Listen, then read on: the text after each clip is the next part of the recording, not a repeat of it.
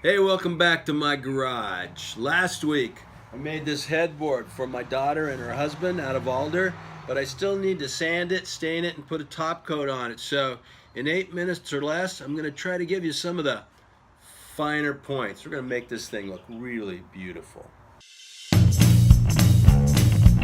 Hi, my name is Bob, and I love my two-car garage.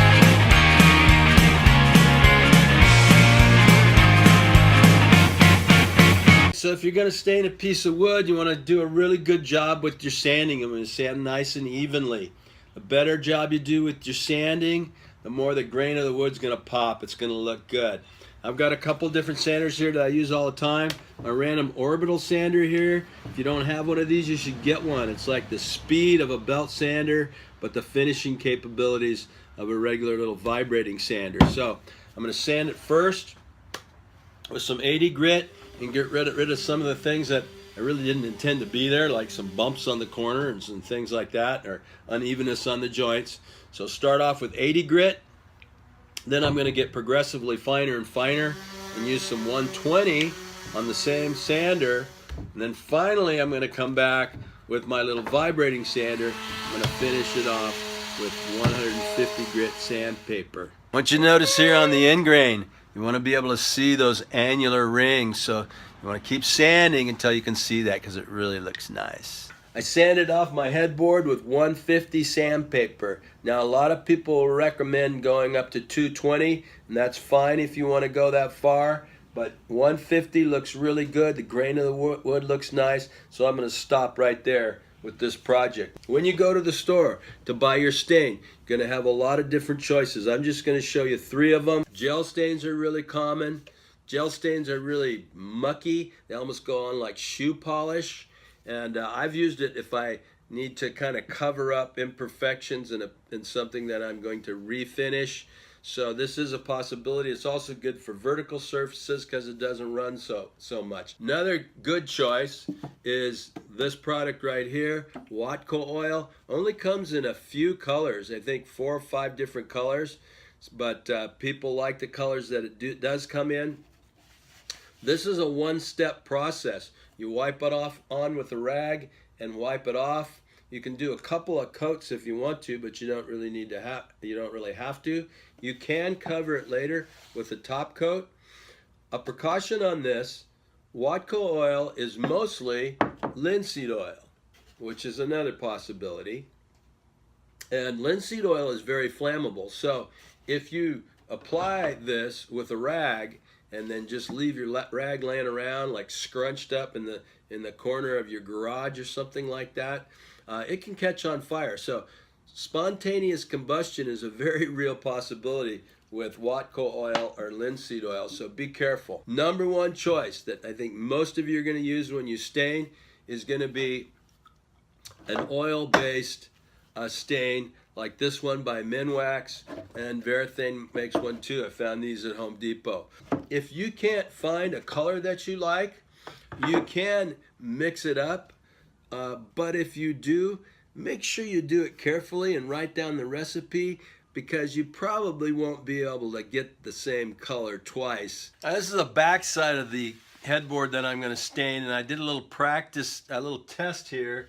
This strip right here, these 3 planks, did not have any of this stuff on it.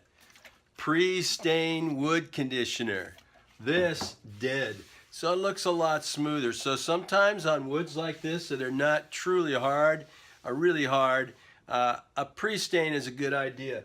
Otherwise you get this blotchiness. You want to stir this stuff up real well because all the color's in the bottom. So make sure you get all that gunky stuff off the bottom. Color's all mixed real well. I'm going to put all this stain on with a rag because I can control it a little bit better that way. I also have, these are planks, so I'm going to stand it upright so it doesn't like ooze through the other side.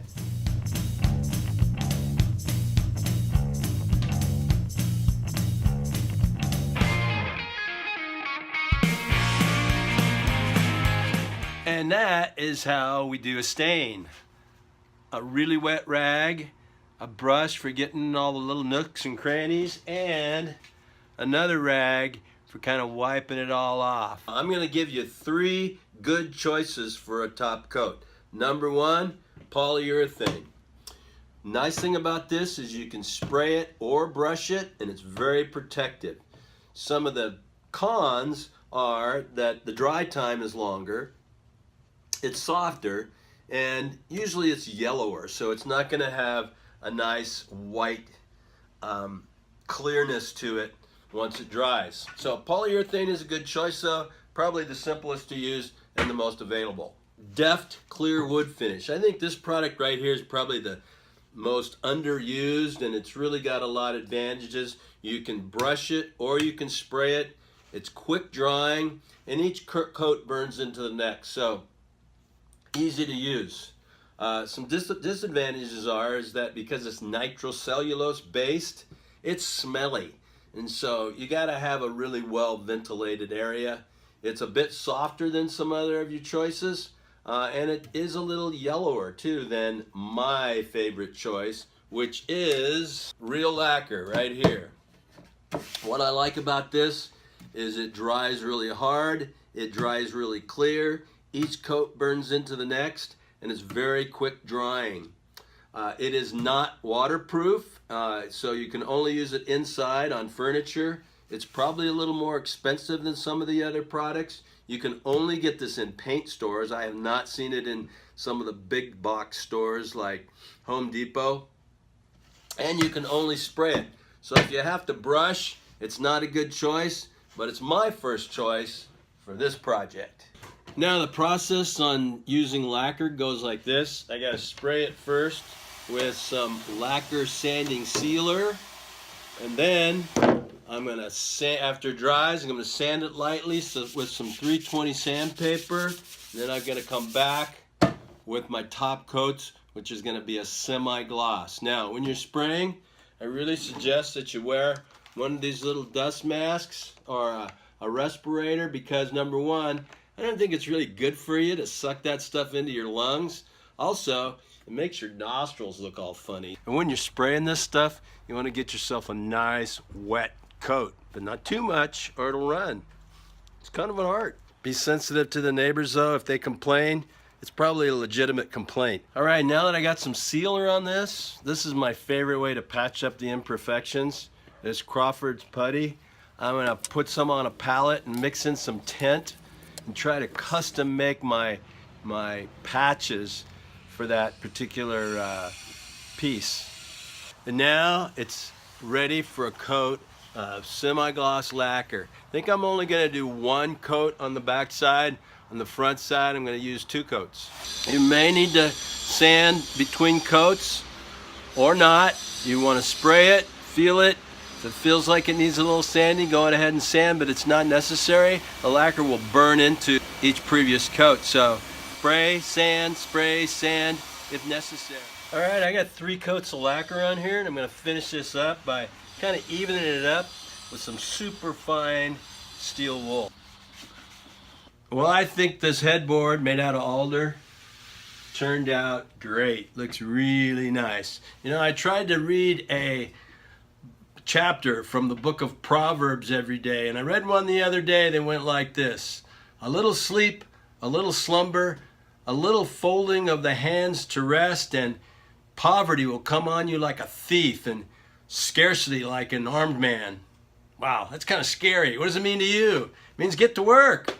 So, don't forget to like and subscribe.